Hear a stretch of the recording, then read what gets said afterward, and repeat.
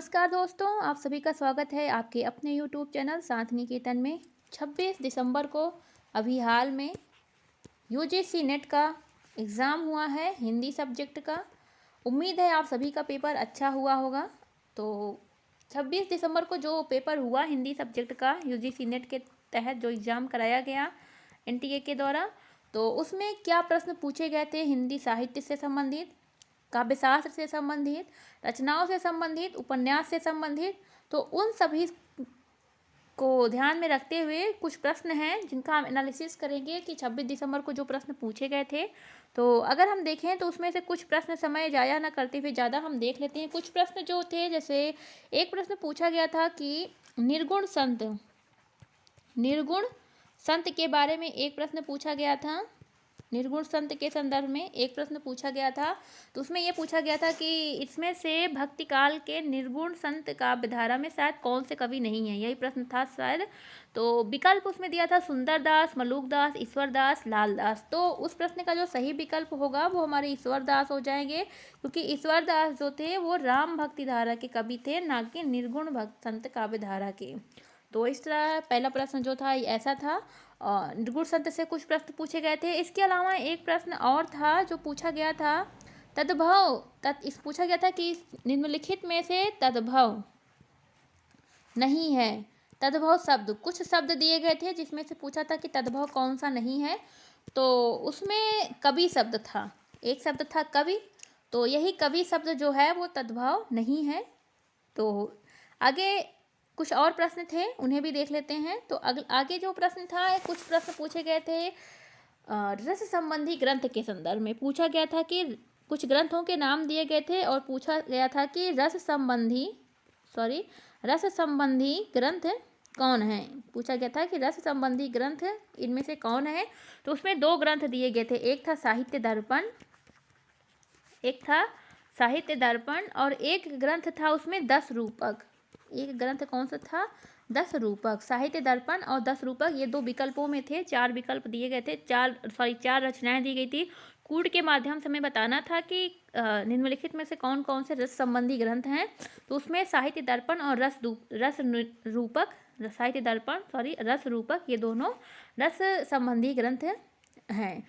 तो इसके अलावा जो आगे एक प्रश्न और पूछा गया था, झूठा सच उपन्यास में किस समस्या का चित्रण हुआ है। झूठा सच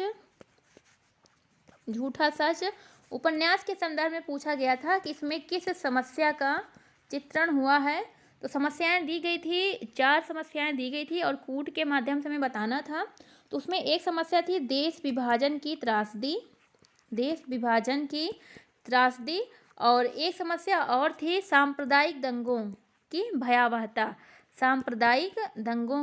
भयावहता करके एक और दो बिंदु थे वहाँ पे, देश विभाजन की त्रासदी और एक बिंदु था सांप्रदायिक दंगों की भयावहता। तो ये दोनों जो हैं वो झूठा सच नामक जो उपन्यास है उसकी समस्या ये मानी जाती हैं। और ये जो उपन्यास है वो यशपाल का उपन्यास है, यूजीसी नेट के सिलेबस में ये लगाया गया है। इसके अलावा और जो प्रश्न पूछे गए थे, एक प्रश्न पूछा गया था भाषा भूषण ग्रंथ के संदर्भ में कि भाषा भूषण जो ग्रंथ है वो किस प्रकार का निरूपण ग्रंथ है। तो उसमें दिया गया था रस निरूपण है, या अलंकार निरूपण है, या फिर छंद निरूपण है। तो पूछा गया था, तो उसमें भाषा भूषण जो है वो अलंकार निरूपण ग्रंथ है। भाषा भूषण जो है वो अलंकार निरूपण ग्रंथ है। तो इस तरह इसमें हमारा जो अलंकार था विकल्प वो सत्य होगा। इसके अलावा हम देखें तो और जो प्रश्न पूछे गए थे उसमें हम देख लेते हैं। पूछा गया था, एक प्रश्न था कि गोदान के पात्रों के संवाद, गोदान उपन्यास है मुंशी प्रेमचंद का 1936 ईस्वी। तो इसमें एक पात्र के संवाद दिए गए थे और पूछा गया था कि यह संवाद किस पात्र का है। तो ये एक प्रश्न आया था गोदान उपन्यास के संदर्भ में। गोदान उपन्यास हमने पढ़ाया है, अगर आप सभी ने नहीं पढ़ा है, सारे उपन्यास जितने यूजीसी नेट के सिलेबस में लगाए गए हैं, जितने भी उपन्यास सभी हमने पढ़ाया हुआ है, चैनल पे मौजूद है, आप सभी को मिल जाएगा अगर आपने नहीं पढ़ा है तो। फिलहाल अभी हम देख लेते हैं कुछ प्रश्नों को। गोदान उपन्यास से संबंधित संवाद पूछे गए थे। इसके अलावा राहुल सांकृत्यायन राहुल सांकृत्यायन के यात्रा वृत्तांत को भी पूछा गया था। राहुल सांकृत्यायन के यात्रा वृत्तांत को भी पूछा गया था। तो इसके अलावा अगर हम देखें तो एक प्रश्न पूछा था चंद्रबरदाई से। चंद्रबरदाई के संदर्भ में एक प्रश्न आया था। चंद्रबरदाई के संबंध में एक आया था। तो अगर हम सभी देखें तो चंद्रबरदाई को किस छंद में महारत हासिल थी, इन्हें किस छंद का राजा कहते थे? तो छप्पय छंद का कहा जाता था। आगे देखेंगे एक प्रश्न और पूछा था, कविता क्या है? शुक्ल जी का जो निबंध है बहुत ही ज़्यादा महत्वपूर्ण और यूजीसी नेट हिंदी के सिलेबस में लगाया भी गया है। तो कविता क्या है?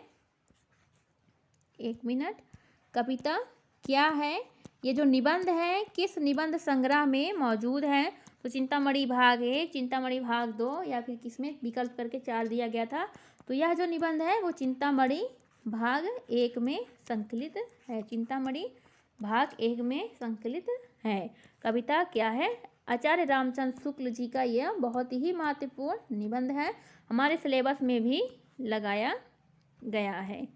तो आगे देखेंगे, आगे जो प्रश्न पूछा गया था उसमें एक प्रश्न ये पूछा था, अस्तित्ववादी विचारक कौन नहीं है? पाश्चात्य काव्यशास्त्र से अस्तित्ववादी विचारक पूछा था कि कौन नहीं है। तो उसमें 4 विकल्प दिया गया था, जिसमें एजरा पाउंड थे और ग्रेवियल मार्शल थे, हेडगर थे और अल्बेर कामू थे। तो जिसमें हमारा सही विकल्प होगा एजरा पाउंड। एजरा पाउंड जो हैं वो अस्तित्ववादी विचारक नहीं हैं। आगे हम देखेंगे, आगे जो हमारे प्रश्न पूछे गए थे उसमें से कुछ प्रश्न हैं। एक प्रश्न पूछा गया था चंदन बाला रास के रचयिता। चंदन बाला रास के रचयिता पूछा गया था। चंदन बाला रास के रचयिता कौन है? तो विकल्प दिया गया था जिनदत्त सूरी, स्थूलिभद्र, ऐसे करके आसगु भी उसमें थे।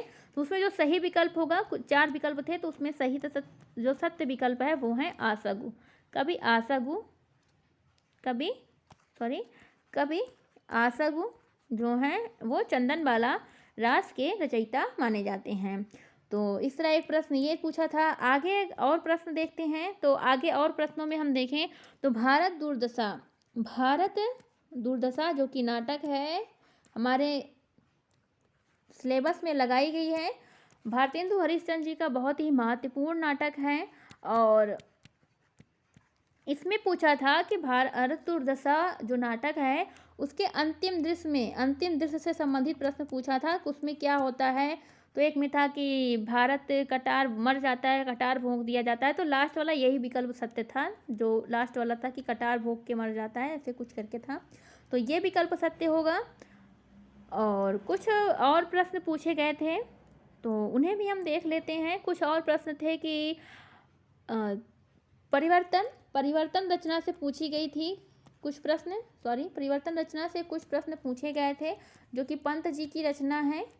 तो एग्जैक्ट प्रश्न नहीं याद, पर इम्पॉर्टेंट ये है कि आगे आने वाले एग्ज़ाम में हम ये सारे जितने भी बिंदुओं से प्रश्न उठाए गए हैं उन्हें हम बहुत ही ज़्यादा ध्यान से पढ़ें। तो परिवर्तन कविता महत्वपूर्ण देखिए इस नज़र से हो जाती है क्योंकि इससे प्रश्न पूछे गए हैं। कुछ तथ्य दिए गए थे, उसके हिसाब से प्रश्न पूछे गए थे। 4 तथ्य दिए थे और कूट के माध्यम से बताना था हमें कि कौन सा विकल्प इसमें सत्य है। इसके अलावा अम्बेडकरवाद से प्रश्न पूछे गए थे। अम्बेडकरवाद, एक मिनट।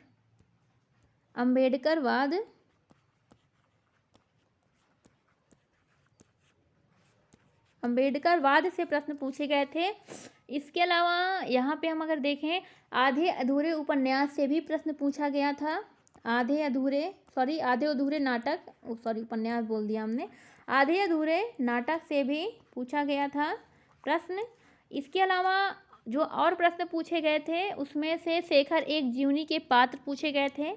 शेखर एक जीवनी जो उपन्यास है हमारे अज्ञेय जी का, तो उससे पूछा गया था पात्र। उसमें सरस्वती थी और शायद कुछ और पात्र थे।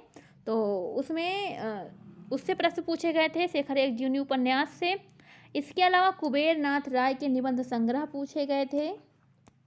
कुबेर नाथ राय के निबंध संग्रह पूछे गए थे, जिसमें से कामधेनु और आगम की नाव, 2 निबंध संग्रह थे, 4 दिए गए थे, तो हमें कूट के माध्यम से बताना था कि कौन सा विकल्प सत्य है। तो कामधेनु जिसका समय है 1980, और एक निबंध और था आगम की नाव, आगम की नाव जिसका समय है 2002 ईस्वी, और इसका था 1980। तो ये दोनों रचनाएं भी पूछी गई थी, तो ये दोनों रचनाएं जो थी वही कुबेर नाथ राय की हैं। कुबेर नाथ राय के निबंध संग्रह ये माने जाते हैं। इसके अलावा और अगर हम देखें तो और क्या प्रश्न पूछा गया था या नहीं आ रहा है फिलहाल। एक प्रश्न शायद ये पूछा था कि हमें विभिन्न माध्यमों से पता चला है कि क्या क्या प्रश्न पूछे गए थे, तो पूरे प्रश्न तो नहीं बता सकते हैं, लेकिन कुछ जो याद आ रहे हैं, कुछ प्रश्न जो हमें पता चले हैं विभिन्न सूत्रों के माध्यम से, तो उन्हें हम पूरी तरह से बताने की कोशिश कर रहे हैं कि किन किन बिंदुओं से प्रश्न इस बार उठाया गया था हिंदी साहित्य से, हिंदी भारतीय पाश्चात्य काव्यधारा से, इसके अलावा पाश्चात्य काव्यधारा भारतीय काव्यशास्त्र से। तो इसी तरह की कुछ प्रश्न, एक साथ प्रश्न पूछा गया था मनोविश्लेषणवाद के संदर्भ में। मनोविश्लेषणवाद से संबंधित नहीं है, ये दिया गया था कि मनोविश्लेषणवाद से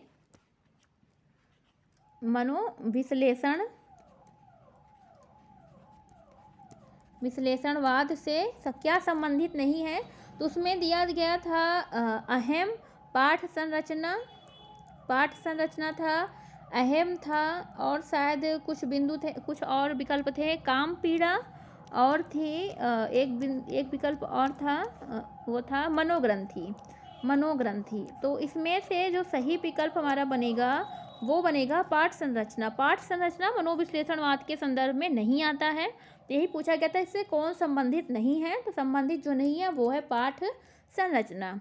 तो यह प्रश्न पूछा गया था। आगे कुछ प्रश्न और पूछे गए थे, कुछ रचनाएं दी गई थी और उन्हें क्रम वाइज लगाना था, जिसमें शेखर एक जीवनी थी और बाणभट्ट की आत्मकथा थी, मैला आंचल था, राग दरबारी।